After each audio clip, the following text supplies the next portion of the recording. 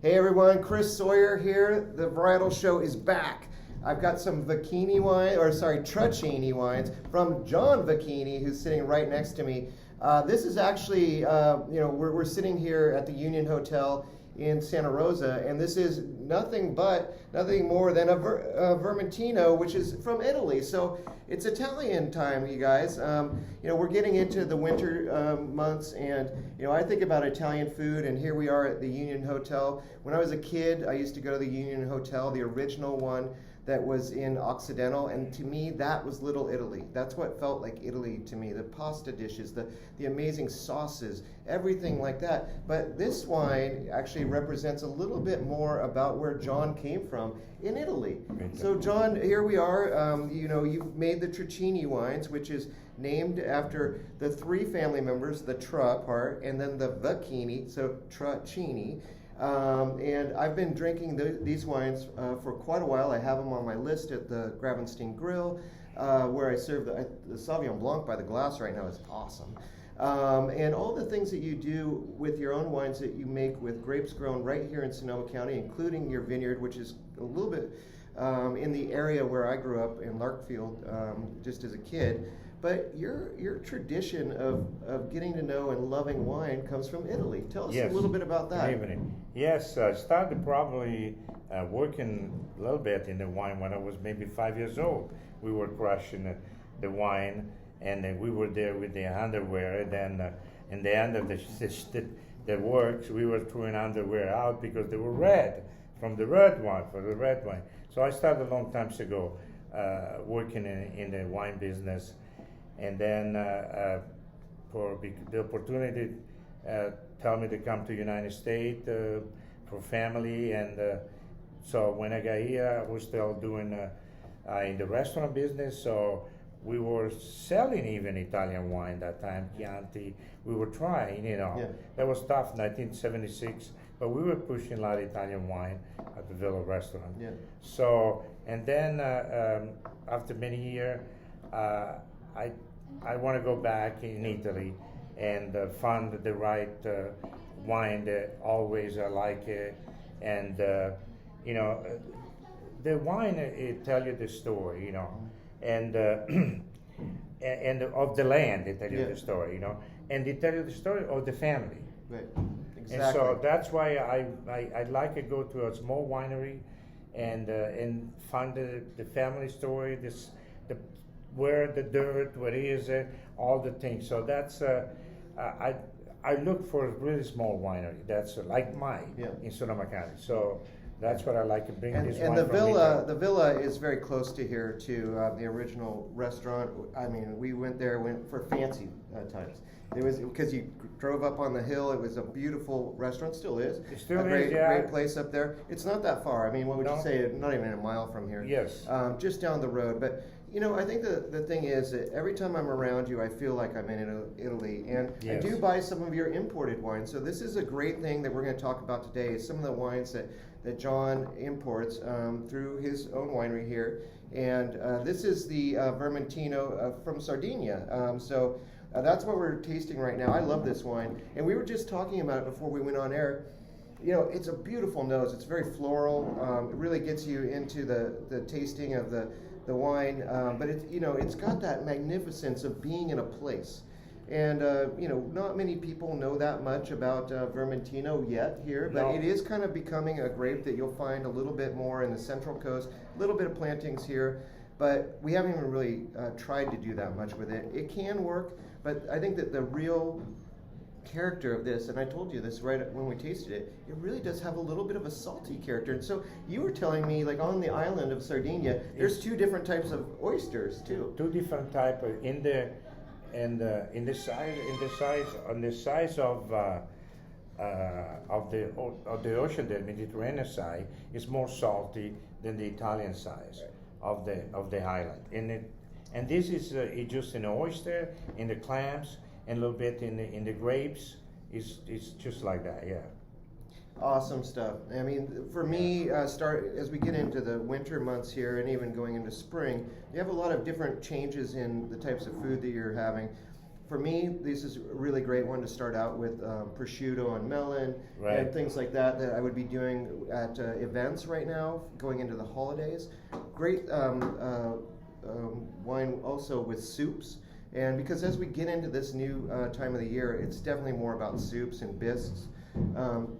But oysters, of course. I mean, you got to have your oysters. And here in Sonoma County, we got a few of those, and mussels, and so that's great. I mean, I love the fact that you are a culinary man too, and you really do represent Italy. And I've always felt like we do have that little touch of Italy here. Yes, it reminds me a lot of Italy. We try to find the wine to together with the food, not too much alcohol, and be together. You know, the tasting with the food that we create in here, and this type of wine that we use to drink with the food, you know. Yeah, it's fantastic. They're pairing together, really together. That's fantastic stuff. So we also have a few more selections here just to start out with. A little Prosecco. You know, Prosecco is definitely becoming something that's in vogue here in America. I was at an event yesterday in San Francisco for Celebrity Cruises. Love those guys. And we were there drinking fine wines from Gurgitch Hills and a little bit from Kendall Jackson, but they also had some Prosecco, because you got to have some Prosecco on those boats, just like you've got to have them here. Absolutely. This is a great way to start out the evening. Don't you agree? Everybody started with the Prosecco in Italy all the time. Fantastic. And you bring this in under your label too. And the same thing with Spumante. So you might remember the Spumante commercials when we were kids in the 70s. Were really great, but this is like high class. This yes, a Meadow Charmant, and is made with Chardonnay, 80% of Chardonnay, and 20% of Cortese grapes. Wow. It's Fantastic stuff. very good, very tasty, very good. That's champagne. And as we go into, we're going into the months here where we start to have more pasta dishes, just in general. I mean, and meats.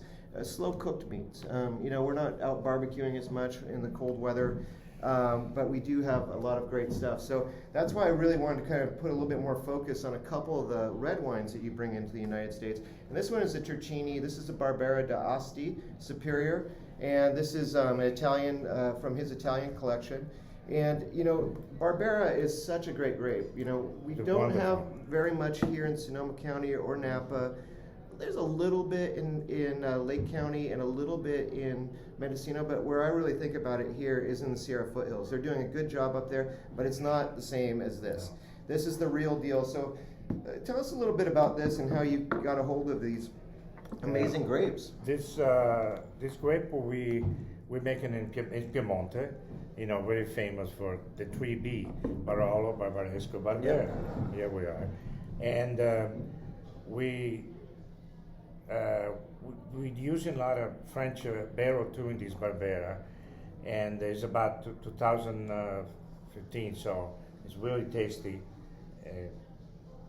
And nice color. We're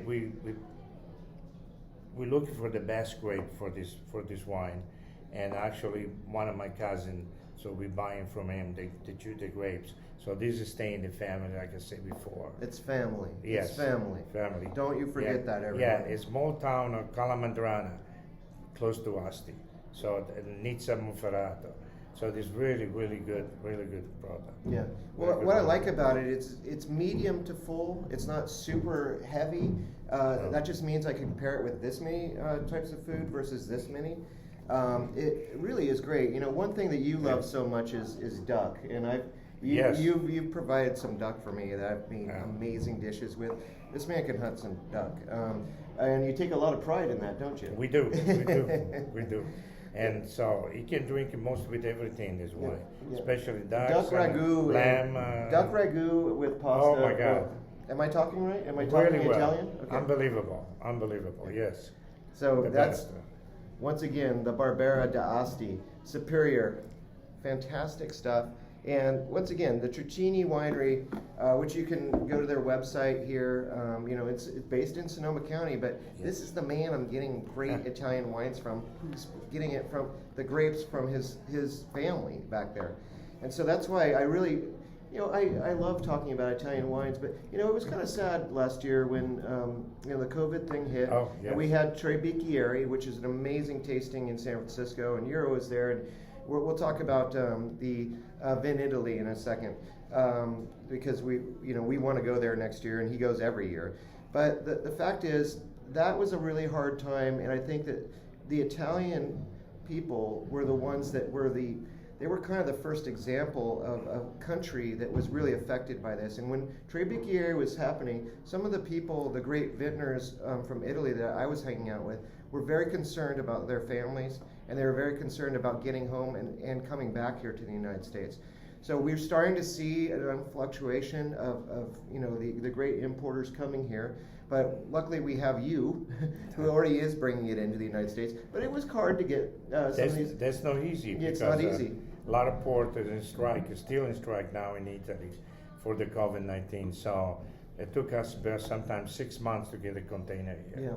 What's your favorite pairing with this right now? I mean, as far as like, what do you like to have with this? Definitely la pasta with the meat sauce and the duck sauce, like you say, and the steak. Yeah. You don't have to have a huge wine to make steak taste great, and that's the most important thing. Is just that I think that a lot of times you get lost there, that you just need big, and big. Sometimes you can have Chardonnay and the steak can taste great. Absolutely. You can drink a Pinot, whatever you like it, but be sure it's nice.